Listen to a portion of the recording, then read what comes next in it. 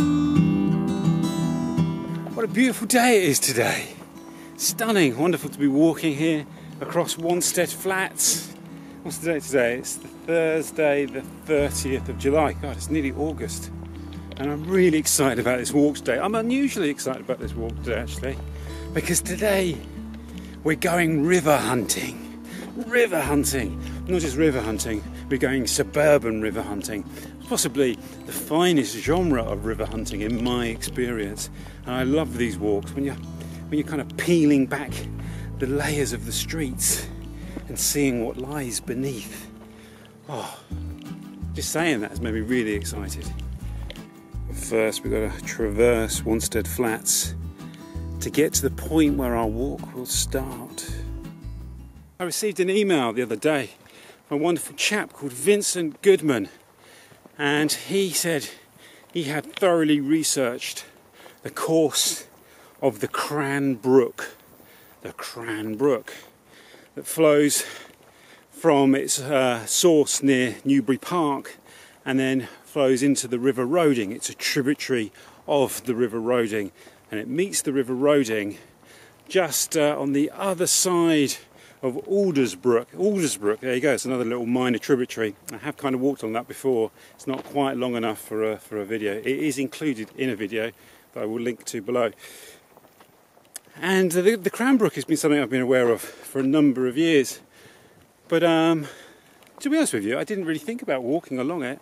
So I had a lovely chat with Vincent on the phone, and he sent me a map showing the course of the river and some photographs of the point of the confluence, and a photograph of the source. So today we're guided by Vincent. Thank you so much. And I think there's going to be an article in the newsletter of the Ilford Local History Society, and I'll link to that if I have a link to that, but I'll link you to the Ilford Local History Society.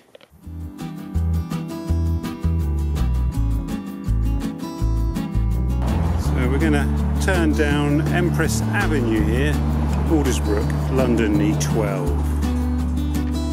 I really love Aldersrbook. I've been fascinated by it since we first moved to the area and I came over here.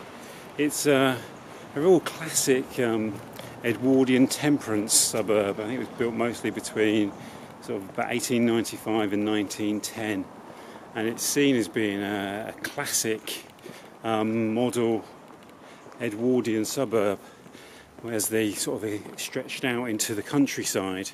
And apparently it was part of the vernacular revival of the Edwardian period, where they ditched the whole kind of Gothic elements of the Victorian era.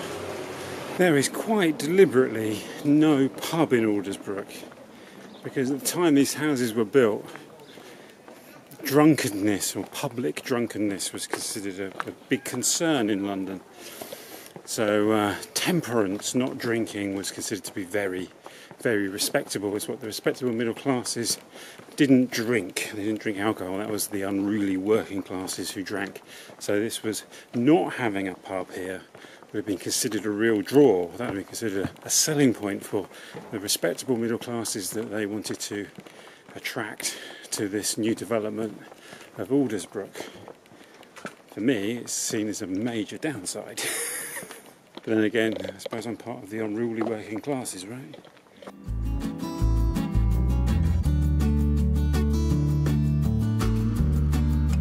So I think it's somewhere down here off the end of Empress Avenue, around the back of this council estate here, where there was the Redbridge Borough nuclear bunker I mentioned in previous videos, and I've seen photographs of the demolition of the visible part of it above ground. I'll link to that below. I think it's on the brilliant Wanstead, was it wansteadwildlife.org blog? Great website that. And just over here we have the Empress Avenue Allotments that feature in the wonderful Mike Leigh film Another Year. And if you've seen that film, it's quite a curious landscape, isn't it? And you wonder where in London that could be. And it's filmed all around here, set around Aldersrbook. The two main characters, who I think are called Tom and Jerry, have an allotment here on Empress Avenue Allotments, and they live somewhere in Aldersrbook. There's a riding centre over there. This is a really magical little country lane, sort of just hidden in the London suburbs between Aldersrbook, and then you've got the North Circular Road, and on the other side of that you have Ilford. In between the two you have this little slice of countryside. So we're just going to pass around the edge of Wanstead Park. You can see this is now part of Epping Forest, the Exchange Lands.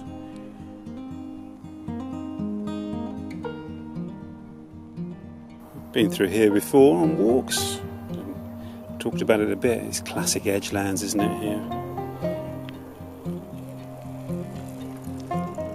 There was an isolation hospital here after the war, and there was also water treatment works, and you can still see some of the remains of the buildings in the trees over there, the rubble lying around in the undergrowth.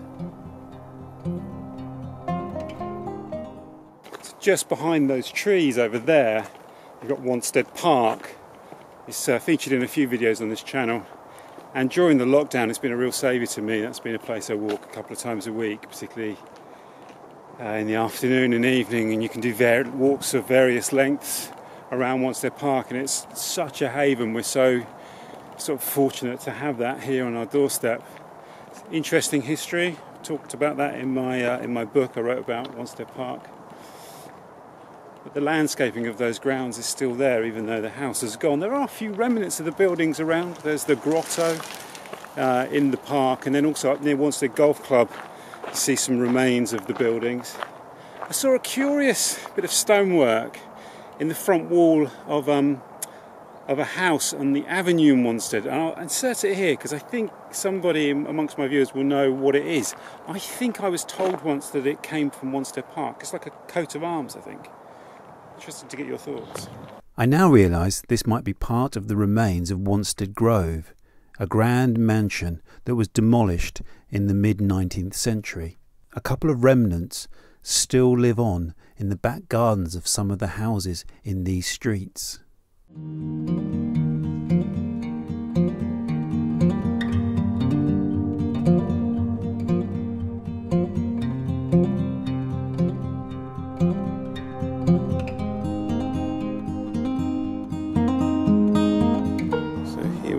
Roading, and we just need to travel a little bit south of here around the edge of the golf course to find the point where the Cranbrook makes its confluence with the Roding.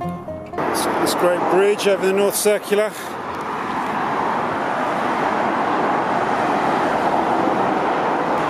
So I think I've got to get to the confluence via that other bridge down there.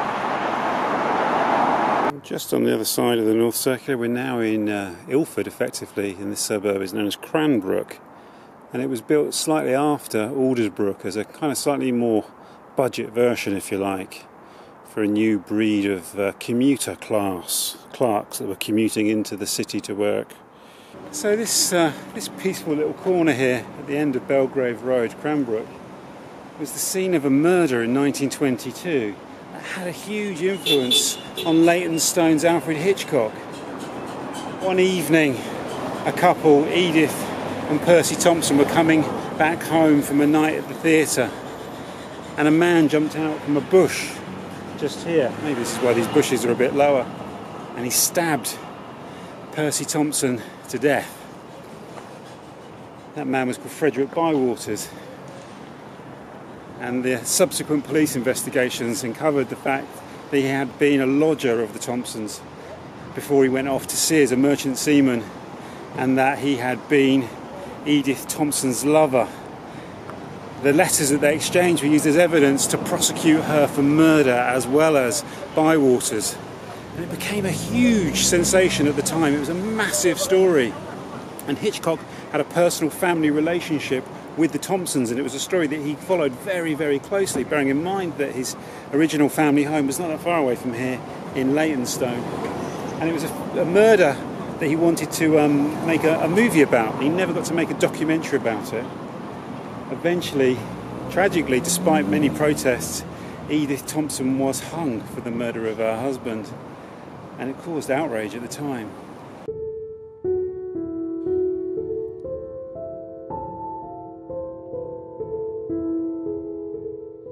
Sometimes said that case and the plight of Edith Thompson had a huge impact on Hitchcock's sense of peril, of jeopardy, of this female character in great danger, who you can see in great danger but you are powerless to get to and help. That figure being Edith Thompson during her trial and then after her conviction as she awaited the verdict and for the carrying out of the sentence. And that stayed with Hitchcock throughout his life. So we're going to go down here into Ilford Golf Club and just see if we can see the point in the river where the Cranbrook makes its confluence and empties into the River Roding. Back across the North Circular. Just for the record, in case you're following my footsteps, I don't know whether actually there is a right of way here or not, but I'm going to go to the point where I can see the confluence. I've underestimated how far from the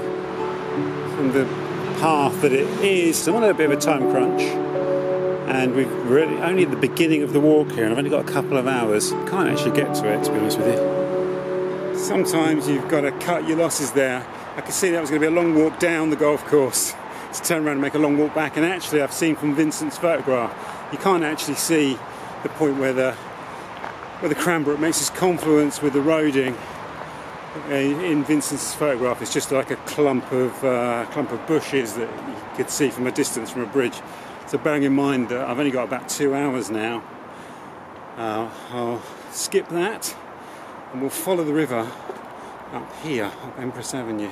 According to Vincent's map, the Cranbrook runs down between Empress Avenue and the road just along there. I'll put the name on the screen and you can see the gap where that garage is. That's probably where it comes out. We should go and have a look. Now, the great thing with urban river hunting is to try and find the river by reading the shape of the land and looking for indicators. As I've mentioned in previous river walks, I tend not to build over buried rivers. So you've got to look for the gaps between buildings. And this long wall here, look, this is classic indicator. Here we've got a garage, we've got a long stretch of back gardens, and then on the other side we've got a gap between the buildings, which must be where it flows to meet the River Roding down there. Fascinating stuff. So we're going to go up Empress Avenue. Empress Avenue, and the river is flowing to our right. One of the features of this particular type of suburban development around Ilford was boarding houses for single men, for bachelors of moderate means and tastes that were known at the time in the 1920s as chummeries, which is a delightful word, isn't it? Chummeries. And it said that the idea of these developments was to make them as little like the city as possible and as much like the countryside as they could, as they were building out on the fields into Essex. So I walked through here and wrote about it for my book, This Other London. It's the final chapter, chapter 10, where we walked to South Park. And we did it with the whole family, me, my wife, and the 2 boys. And it was a really magical experience, that was. It was so delightful to round off those series of 10 walks with this family walk through Ilford to South Park. The story's in the book, if you can. I think you have to buy the book as a Kindle or audio book, perhaps, so you can find them second hand. I'll link below to the audio book. I do get a small kind of commission from Amazon if you take up a 30-day Audible trial. I'm sure you can find it elsewhere if you don't want to get it through Amazon. There's a lot more detail to the Thompson Bywaters case, and a lot more about Ilford and its chummeries. But we're about to go into Valentines Park, just up here, which is one of the finest parks in London and certainly one of my personal favourites. So you can clearly see this bit of low ground here at the bottom of these streets, which is evidently the course of the river. And Vincent says this area here is called the Wash, just as it enters Valentines Park there over the road. Vincent told me that this area is called the Wash because there was a building here called Wash Lodge, where travellers would pay money to the Wash Lodge keeper for permission to wash their horses and their coaches. Valentines Park. So the Cranbrook flows through the boating lake at Valentines Park. Let's go and find our first sight of the water. And here we have it, the Cran Brook.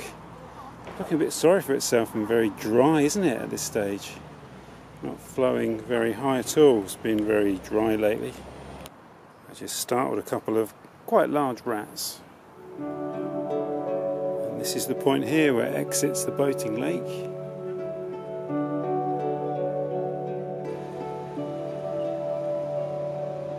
And it enters on the far side there.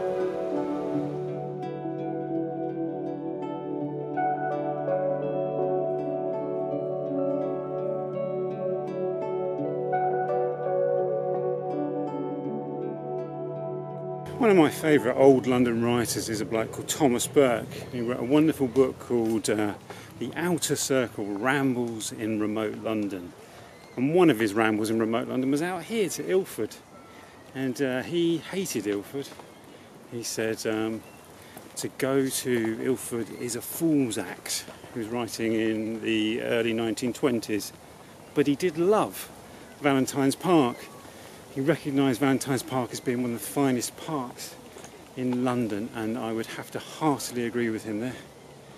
I came here for the episode of the radio show that I used to do with my mate Nick Papadimitriou. We came here, I think 2010. I'll put a link to that episode below. One of my favourite episodes that was. So much here in Valentines Park. We are just really carrying through. Valentine's mansion over there was some of you will know as the location for is it the Great British Bake Off. They used to put a marquee up outside. I think there were some shots of the mansion there. That house was built in 1690. I think it was built for the widow of the Archbishop of Canterbury. I wonder if anyone asked how the Archbishop of Canterbury come to accumulate such great wealth, but anyway, different matter. And when they were doing some work in the grounds there in the 18th century, they did uncover what they believed at the time to be Roman burials. And we do know Wanstead Park was a site of Roman significance. There was a villa just not far away from here in Wanstead Park. There's a Romford Road, is a Roman road. There are Roman roads through the area, so you can imagine the Romans swanning around here in Valentines Park. So this here is the point where the Cranbrook would enter the boating lake. This little bridge here. Great old park cafe over there. That'd be one of the things I'd do after the school run. Drop the kids off and then walk over to Valentine's, have a coffee over there and then walk home again. This is great here. I really like the shape of this concrete culvert that they've placed the river in here. It's almost a kind of like modernist design, isn't it? I'm sure it's built like that for practical reasons, but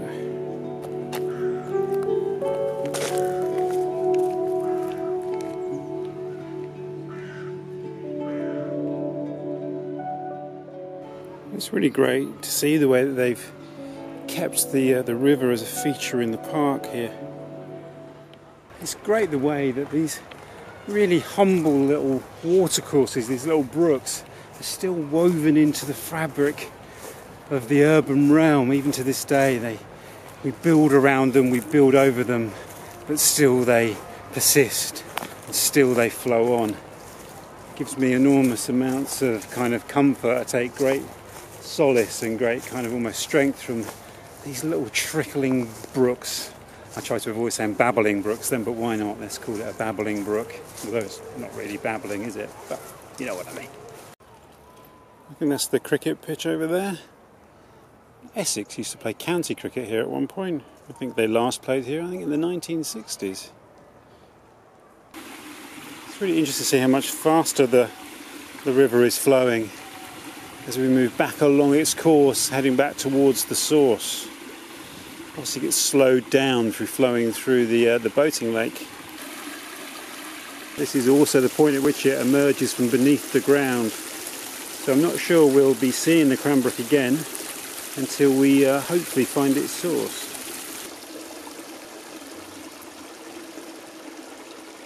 So the river is flowing beneath the undergrowth here, so there's a little path there that will still follow the course of the brook.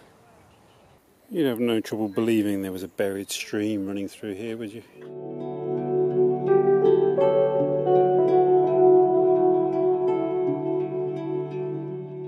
So these are fine old iron gates, probably date from the opening of the park in 1899. Quebec Road. Well, the street names here are named after places in Canada and Australia. Over the other side there we have Perth Road. And there's Brisbane Road and Adelaide Road and all sorts of other places. I'm not sure if it shows up on camera. You can see the low point in the road there where the Cranbrook crosses over and runs behind these houses to the right. So we're going to go up this road here, which I think this is the continuation of Quebec Road. This looks like a further phase of development. We had Aldersrbook in the sort of early years of the 20th century, and Cranbrook in the 1920s, and I'd say this looks post-war, 40s, 50s. Sometimes I think the pattern of development in London almost looks like the stain of a red wine spillage on a white tablecloth, you know, as it slowly seeps out from the point of departure. And the development of London slowly spread out into the fields surrounding the city. Different phases. As you walk out, you see the different phases of development. Here we have the mighty A12 Eastern Avenue, and the river flows beneath this road. We'll try and find that point, and then we have to get across the road. For me, the A12 appears like a great American highway. Route 66 really has that expansiveness to me, and almost that sort of romance as well, which I know sounds crazy to a lot of people, but it's just the way it appears to me, particularly when the sun sets on the Eastern Avenue. It's a magical sight. I think it's very difficult to pick the point that it crosses the road. I think so much development has gone on here. It could be quite deep beneath the ground. It might be quite difficult to read the land here. So looking down here, this is Cantley Gardens. I think you can see the point at which the lower ground there at the end of this shot is where I think the river makes its turning to head towards its source. We can't actually follow it across these streets from left to right, so I'm going to have to walk along the A12 and turn off along Horns Lane.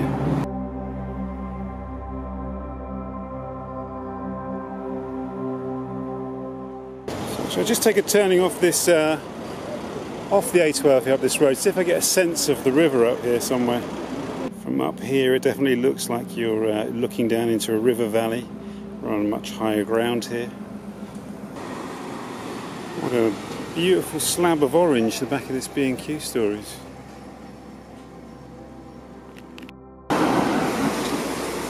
Carrying along now up Horns Road, to find the point where the river crosses, and I think I can see it actually.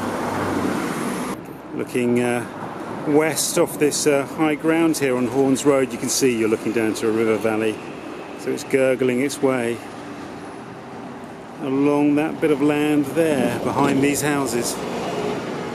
According to Vince's map, it emerges across the road here at Emma Avenue and crosses over. I have to work out where we can actually walk. I guess the river is flowing beneath this vacant plot here on the corner of this street. Name here, Bunting Bridge Road. Makes you wonder whether there was a bridge here over the Cranbrook at some point in the past. So we'll turn into Netley Road now and see if we can see the point where the Cranbrook crosses over. And again, we're clearly looking down into a little river valley there. You can see a gully at the end of this street here on the corner. So I would say this is the classic kind of route of the river there between these houses, and then over the other side of the road where that garage is, that gap between the houses there, and onwards we'll go up and around the block.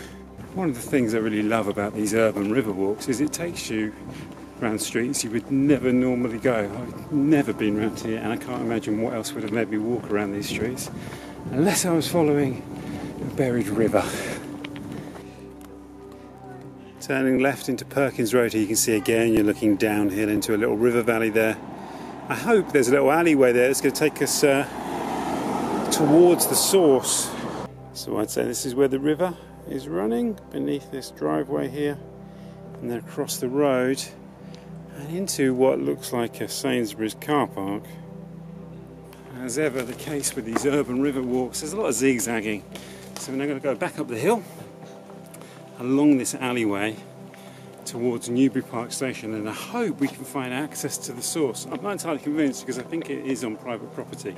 It's unclear from Vincent's instructions the status of the land where the source rises, where the Cranbrook rises in this sort of boggy, marshy ground, but he managed to access it, so maybe I'll be able to. And going along the footpath here. This is a great footpath, isn't it? So the Cranbrook is running beneath that big Sainsbury's car park over there somewhere. The fate that befalls our beloved little streams. So we're now crossing the central line just behind Newbury Park Station. I think we can see that land over there is where the Cranbrook rises.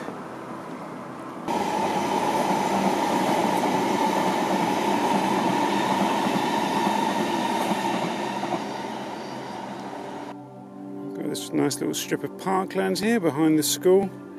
We just carry on along the path, I believe. Let's see what other option we've got. I'm very tempted to break with Vincent's map and see if I can get across this bit of rough ground here, because according to the OS map on my phone, the Cranbrook is just at the bottom of this field. I feel like I have to explore, right? So you've got these small patches of countryside that was left behind by the development around Newbury Park Station. Aldersrbook Hatch just a little bit further over there. And this is not far from where we were a couple of weeks ago when we went to Fell at Water. That's just a little bit beyond Barkingside. You can see, look, you can see how close we are to the tube tracks here.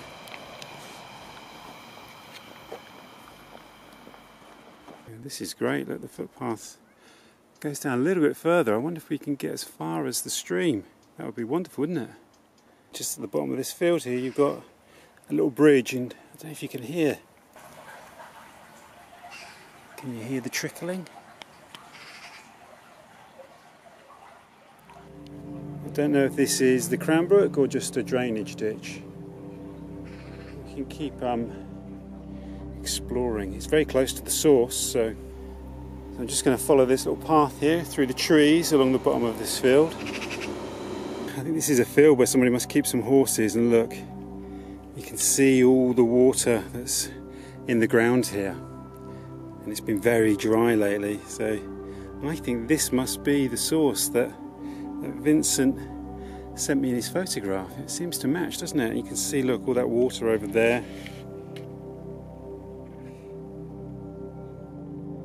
Yeah, all this water seems to feel like there's springs rising beneath this ground, giving birth to a river.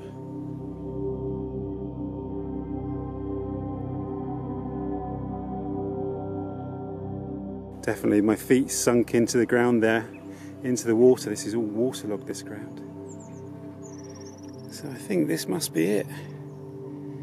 The source of the Cranbrook, where the springs gurgle to the surface and then flow through this peaceful little valley down to make a confluence with the River Roding.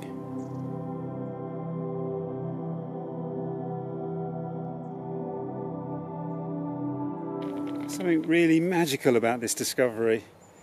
Thank you so much to Vincent for sending me the instructions and pointing me. I would never have come here. I never would have found this field here, hemmed in by the tube tracks between Newbury Park and Barkingside stations. This old remnant of the countryside here, with the birth of a brook that still shapes our suburban landscape, and it's a really magical experience.